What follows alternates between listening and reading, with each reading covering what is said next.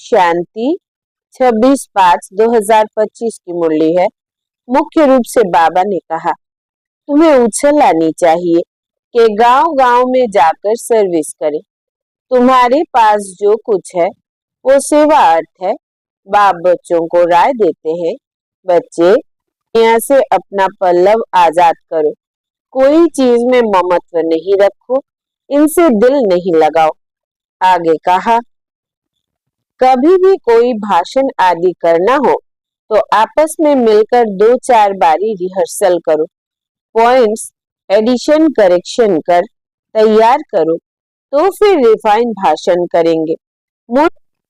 मूल एक बात पर अर्थात गीता के भगवान पर ही तुमने विजय पाई, तो फिर सभी बातों में विजय हो जाएगी।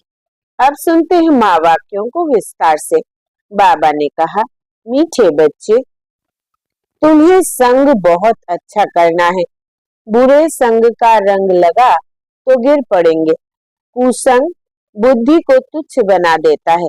प्रश्न है, अभी तुम बच्चों को कौन सी उछल आनी चाहिए? उत्तर, तुम्हें उछल आनी चाहिए कि गांव-गांव में जाकर सर्विस करें। तुम्हारे पास जो कुछ है वो सेवा अर्थ है। बाप बच्चों को राय देते हैं, बच्चे इस पुरानी दुनिया से अपना पल्लव आजाद करो, कोई चीज में ममत्व नहीं रखो, इनसे दिल नहीं लगाओ। गीत है, इस पाप की दुनिया से। ओम शांति। पाप आत्माओं की दुनिया और पुण्य आत्माओं की दुनिया, नाम आत्माओं का ही रखा जाता है। अभी यहाँ दुख है तो पुकारते हैं, पुण्य आत्माओं की दुनिया में पुकारते नहीं कि कहाँ ले चलो। तुम बच्चे समझते हो, यह कोई पंडित व सन्यासी शास्त्रवादी आदि नहीं सुनाते हैं। यह खुद भी कहते हैं, मैं यह ज्ञान नहीं जानता था। रामायण आदि शास्त्र तो ढेर पढ़ते थे, बाकी यह ज्ञान हम तुमको सुनाते हैं, यह भी सुनते हैं। अभी यह है पाप आत्माओं की दुनिया। पुण्य आत्माओं के लिए सिर्फ कहेंगे कि यह होकर गए हैं, बस पूजा करके आ जाएंगे, शिव की पूजा करके आएंगे। तुम बच्चे अब किसकी पूजा करेंगे हो? ऊंचते ऊंच भगवान शिव है। वो है ओबीडियंट बाप, टीचर, ओबीडियंट प्रिसेप्टर, साथ ले जाने की गारंटी और कोई गुरु आदि कर न सके, सो भी वो कोई सबको थोड़ी ले जाएंगे। अभी तुम सम्मुख बैठे हो, यहाँ से अपने घर में जाने से भी तुम भूल जाएंगे। यहाँ सम्मुख सुनने से माया आएगी। बाप घड़ी घड़ी कहते हैं, बच्चे अच्छी रीति पढ़ो, इसमें गफलत नहीं करो, कुसंग में नहीं फंसो, नहीं तो और ही तुच्छ बुद्धि हो जाएंगे। बच्चे जानते हैं हम क्या थे, क्या पाप किए। अब हम यह देवता बनते हैं। यह पुरानी दुनिया खत्म होनी है, फिर यहाँ मकान आदि की क्या परवाह रखनी है। इस दुनिया का जो कुछ है वो भूलना है, नहीं तो रुकावट डालेंगे, इसमें दिल लगता नहीं। हम नई दुनिया में अपने हीरे जवाहरातों के महल जाकर बनाएंगे। यहाँ के पैसे आदि कोई चीज अच्छी लगती होगी तो शरीर छोड़ते समय उसमें मोह चला जाएगा। हमारा हमारा करेंगे तो वो पिछाड़ी में सामने आ जाएगा। यह तो सब यहाँ खत्म हो जाने हैं, हम अपनी राजधानी में आ जाएंगे। इसे क्या दिल लगानी है, वहाँ बहुत सुख रहता है, नाम ही है स्वर्ग। अभी हम चले अपने वतन, यह तो रावण का वतन है, हमारा नहीं। इनसे छूटने का पुरुषार्थ करना है। पुरानी दुनिया से पल्लव आजाद कराते हैं, इसलिए बाप कहते हैं कोई चीज में ममत्व नहीं रखो। पेट कोई जास्ती नहीं मांगता, फालतू चीजों पर खर्चा बहुत होता है। तुम बच्चों को सर्विस करने के लिए उछल आनी चाहिए। कई बच्चे हैं जिनको गांव-गांव में सर्विस करने का शौक है, बाकी जिसको सर्विस का शौक नहीं, उन्हें क्या काम के कहेंगे। जैसे बाप वैसे बच्चों को बनना चाहिए। बाप का ही परिचय देना है। बाप को याद करो और बाप से वर्षा लो। बच्चों को शौक होता हम बाबा की सर्विस पर जाते हैं, तो बाप भी हिम्मत बढ़ाते हैं। बाप आए हैं सर्विस पर, सर्विस के लिए सब कुछ है। यह तो बाप का परिचय सबको देना है। बाप एक ही है, भारत में आया था, भारत में देवताओं का राज्य था। कल की बात है, लक्ष्मी नारायण का राज्य था, फिर राम सीता का, फिर वाम मार्ग में गिरे, रावण राज्य शुरू हुआ, सीढ़ी नीचे उतरे, अब फिर चढ़ती कला सेकंड की बात है। एक होता है रियल लव, दूसरा होता है आर्टिफिशियल लव। रियल लव बाप से तब हो जब अपने को आत्मा समझे। अब तुम बच्चों का इस दुनिया में आर्टिफिशियल लव है, यह तो खत्म होनी है। सर्विस करने वाले कभी भूख नहीं मर सकते, तो सर्विस का बच्चों को शौक रखना चाहिए।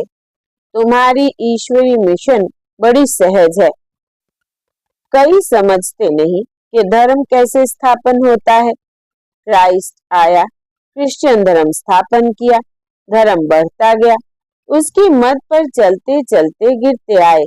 अब तुम बच्चों को देही अभिमानी बनना है। आधा कल्प रावण राज्य में हम बाप को भूल गए, अब बाप ने आकर सुजाग किया है। बाबा कहते, ड्रामा अनुसार तुमको गिरना ही था, तुम्हारा भी दोष नहीं। रावण राज्य में दुनिया की ऐसी हालत हो जाती है। बाप कहते हैं, अब मैं आया हूँ पढ़ाने, तुम फिर से अपनी राजाई लो। मैं और कोई तकलीफ नहीं देता हूँ। एक दो बाजार की छीछी गंदी चीजें ना खाओ और मामे कम याद करो। अभी तुम बच्चे जानते हो, यह ड्रामा का चक्र है जो फिर रिपीट होगा। तुम्हारी बुद्धि में ड्रामा के आदि मध्य अंत का ज्ञान है। तुम कोई को भी समझा सकते हो। पहले तो बाप की याद रहनी चाहिए। सर्विस के लिए आपस में मिलकर साथी बना लेना चाहिए। माताओं को भी निकलना चाहिए, इसमें डरने की कोई बात नहीं है। चित्र आदि सब तुमको मिलेंगे। तुम्हारी सर्विस जास्ती होगी, कहेंगे आप चले जाते हो, फिर हमको कौन सिखाएंगे। बोलो, हम सर्विस करने के लिए तैयार हैं। मकान आदि का प्रबंध करो, बहुतों के कल्याण अर्थ निमित्त बन जाएंगे। बाबा सर्विस का उमंग दिलाते हैं। बच्चों में हिम्मत है तो सर्विस भी बढ़ती है। यह कोई मेला नहीं है जो 10-15 दिन मेला चला फिर खत्म। यह मेला तो चलता ही रहता है। यहाँ आत्माओं और परमात्मा का मिलन होता है, जिसको ही सच्चा मेला कहा जाता है। वो तो अभी चल ही रहा है। मेला बंद तब होगा जब सर्विस पूरी होगी। ड्रामा अनुसार बच्चों को सर्विस का बड़ा शौक चाहिए। जो बेहद के बाप में नॉलेज है, वो बच्चों की बुद्धि में है। ऊंच से ऊंच बाप से हम कितना ऊंच बनते आए हैं। ऐसे ऐसे अपने से बातें करनी है, आपस में सेमिनार करना है। बाबा से राय कर सर्विस में लग जाओ। कोई मदद की दरकार हो तो बाबा दुल्हा लाल बैठा है। यह सब ड्रामा में नूंद है। फिक्र की कोई बात नहीं, नहीं तो स्थापना कैसे होगी। दूसरी बात यह भी है, जो करेगा वो पाएगा। अभी तुम बच्चे पत्थर बुद्धि से हीरे जैसा बनते हो। बाप ज्ञान से इतना सीधा करते। माया फिर नाक से पकड़कर पीठ दिला देती है। तुम बच्चों को संग बड़ा अच्छा करना चाहिए, बुरे संग का रंग लगने से गिर पड़ेंगे। बाबा बाइस्कोप आदि देखने की मना करते हैं। जिसको बाइस्कोप की आदत पड़ी वो पतित बनने बगैर रह नहीं सकेंगे। यहाँ हर एक की एक्टिविटी डर्टी है, नाम ही है वैश्यालय। बाप शिवालय स्थापन कर रहे हैं, वैश्यालय को पूरी आग लगनी है। कुंभकर्ण जैसे आसुरी नींद में सोए पड़े हैं। तुम समझते हो कि हम शिवालय में जा रहे हैं। पहले हम भी बंदर सदृश थे। इस पर रामायण में भी कहानी है। अभी तुम बाप के मददगार बने हो, तुम अपनी शक्ति से राज्य स्थापन कर रहे हो, फिर यह रावण राज्य खलास हो जाना है। तुम बच्चों को अनेक प्रकार की युक्तियां बताते रहते हैं। किसको दान नहीं करेंगे तो फल भी कैसे मिलेगा। पहले पहले 10-15 को रास्ता बताकर फिर बाद में भोजन खाना चाहिए। पहले शुभ कामना करके आओ, उसमें ही तुम्हारा कल्याण है। कोई भी देहधारी को याद नहीं करो, यह तो पतित दुनिया है। पतित पावन एक बाप को याद करो तो पावन दुनिया के मालिक बन जाएंगे। अंतमति सोगति हो जाएगी। तो किसी न किसी को संदेश सुनाकर फिर आए भोजन खाना चाहिए। तुम सबको यही बताते रहो कि बाप को याद करने से इतना ऊंच बन जाएंगे। अच्छा, मीठे मीठे सिकिलदे बच्चों प्रति माता पिता बाप दादा का याद प्यार और गुड मॉर्निंग। रूहानी बाप की रूहानी बच्चों को नमस्ते। हम रूहानी बच्चों की रूहानी बाप दादा को याद प्यार, गुड मॉर्निंग और नमस्ते बाबा नमस्ते। रात्रि क्लास 17-3-68। कभी भी कोई भाषण आदि करना हो तो आपस में मिलकर 2-4 बारी रिहर्सल करो। पॉइंट्स एडिशन करेक्शन कर तैयार करो तो फिर रिफाइन भाषण करेंगे। मूल एक बात पर, गीता के भगवान पर ही तुमने विजय पाई तो फिर सभी बातों में विजय हो जाएगी। इसके लिए कॉन्फ्रेंस तो होगी ना। समझते रहेंगे, झाड़ की वृद्धि तो जरूर होनी है। माया के तूफान तो सभी को लगते हैं। अक्सर करके लिखते हैं, बाबा हमने काम की चमाट खाई। इसको कहा जाता है कि कमाई चट। क्रोध आदि किया तो कहेंगे कुछ घाटा पड़ा। इसके लिए समझाना पड़ता है, काम पर जीत पहन जगत जीत बनते हैं। काम से हारे हार होती है। काम से हारने वाले की कमाई चट हो जाती है, दंड पड़ जाता है। मंजिल बहुत बड़ी है, इसलिए बड़ी खबरदारी रखनी पड़ती है। तुम बच्चे जानते हो, 5000 वर्ष पहले भी हमको बादशाही मिली थी। अभी फिर से दैवी राजधानी स्थापन हो रही है। इस पढ़ाई से हम उस राजधानी में जाते हैं। सारा मदार है पढ़ाई पर। पढ़ाई और धारणा से ही बाप समान बनेंगे। रजिस्टर भी चाहिए ना, जो मालूम पड़े कितनों को आप समान बनाया। जितना जास्ती धारण करेंगे उतना ही मीठा बनेंगे। बहुत लवली बच्चे चाहिए। तुम बच्चों के लिए ही वो दिन आया आज, जिसके लिए मनुष्य बहुत कोशिश करते हैं कि मुक्ति में जावे। बाप सभी को इकट्ठा ही मुक्ति, जीवन मुक्ति देते हैं। जो देवता बनने का पुरुषार्थ करते हैं वही जीवन मुक्ति में आएंगे, बाकी सभी मुक्ति में जाएंगे। हिसाब एक्यूरेट नहीं निकाल सकते। कोई तो रहेंगे भी, विनाश का साक्षात्कार करेंगे। यह सुहावना समय भी देखेंगे। हर बात में पुरुषार्थ करना होता है। ऐसे भी नहीं याद में बैठेंगे तो काम हो जाएगा, मकान मिल जाएगा। नहीं, वो तो ड्रामा में जो है वही होता है। आश नहीं रखनी चाहिए, पुरुषार्थ करना होता है। बाकी होता तो वही है जो ड्रामा में नूंद है। आगे चल तुम्हारी वृत्ति भी भाई भाई की हो जाएगी। जितना पुरुषार्थ करेंगे उतना वो वृत्ति रहेगी। हम अशरीरी आए थे, 84 जन्मों का चक्र पूरा किया। अब बाप कहते हैं कर्मातीत अवस्था में जाना है। तुमको वास्तव में किसी से भी शास्त्र आदि पर विवाद करने की दरकार नहीं है। मूल बात है ही याद की और सृष्टि के आदि मध्य अंत को समझना है। चक्रवर्ती राजा बनना है, इस चक्र को ही सिर्फ समझना है। इनका ही गायन है, सेकंड में जीवन मुक्ति।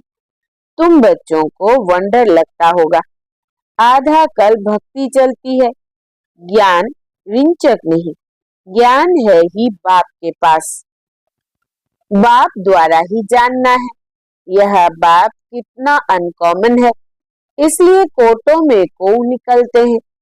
वो टीचर्स ऐसे थोड़ी कहेंगे, यह तो कहते हैं मैं ही बाप टीचर गुरु हूँ, तो मनुष्य सुनकर वंडर खाएंगे। भारत को मदर कंट्री कहते हैं क्योंकि अम्बा का नाम बहुत बाला है। अम्बा के मेले भी बहुत लगते हैं। अम्बा मीठा अक्षर है। छोटे बच्चे भी माँ को प्यार करते हैं ना, क्योंकि माँ खिलाती पिलाती संभालती है। अब अम्बा का बाबा भी चाहिए ना। यह तो बच्ची है, एडेप्टेड, इनका पति तो है नहीं। यह नई बात है ना। प्रजापिता ब्रह्मा जरूर एडेप्ट करते होंगे। यह सभी बातें बाप ही आकर तुम बच्चों को समझाते हैं। कितना मेला लगता रहता है, पूजा होती है, क्योंकि तुम बच्चे सर्विस करते हो। मम्मा ने जितने को पढ़ाया होगा उतना और कोई पढ़ा न सके। मम्मा का नामाचार बहुत है, मेला भी बहुत लगता है। अभी तुम बच्चे जानते हो, बाप ने ही आकर रचना के आदि मध्य अंत का सारा राज तुम बच्चों को समझाया है। तुमको बाप के घर का भी मालूम पड़ा है। बाप से ही लव है, घर से भी लव है। यह ज्ञान तुमको अभी मिलता है। इस पढ़ाई से कितनी कमाई होती है तो खुशी होनी चाहिए ना। और तुम हो बिल्कुल साधारण, दुनिया को पता ही नहीं है। बाप आकर यह नॉलेज सुनाते हैं। बाप ही आकर सभी नई नई बातें बच्चों को सुनाते हैं। नई दुनिया बनती है बेहद की पढ़ाई से।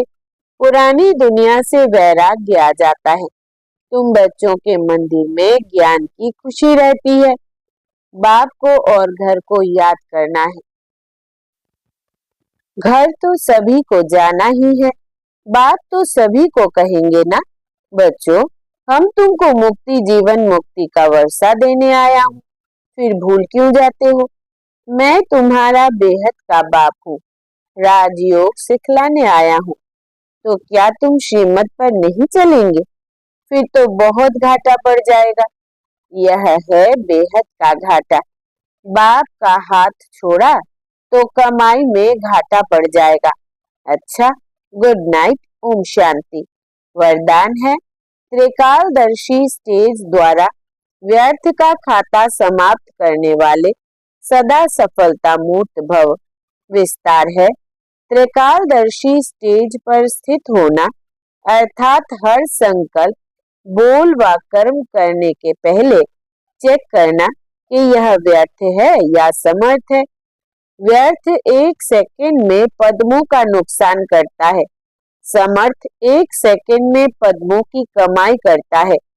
सेकंड का व्यर्थ भी कमाई में बहुत घाटा डाल देता है, जिससे की हुई कमाई भी छिप जाती है।